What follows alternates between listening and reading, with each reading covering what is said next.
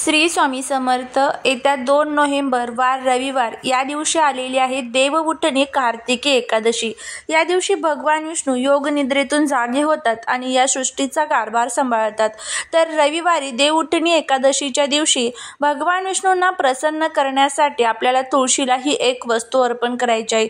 ज्यावेळेस तुळशीला आपण ही वस्तू अर्पण करू त्यावेळेस ही वस्तू आपण भगवान विष्णूंना साक्षात अर्पण केल्याचं पुण्य हे आपल्याला मिळत असतं। तर आपल्याला हा उपाय जो आहे तर तो कशा पद्धतीने करायचा आहे ते आपण बघणार आहोत। तुळशीमध्ये साक्षात देवी लक्ष्मीचा निवास असतो आणि आपण जर एकादशीच्या दिवशी तुळशीची पूजा केली तर घरातील दारिद्र्य नष्ट होते आणि हा उपाय केल्यामुळे शत्रू संपेल, दारिद्र्य नष्ट होईल, घरातील सर्व अडचणी ज्या आहेत तर त्या दूर होतील।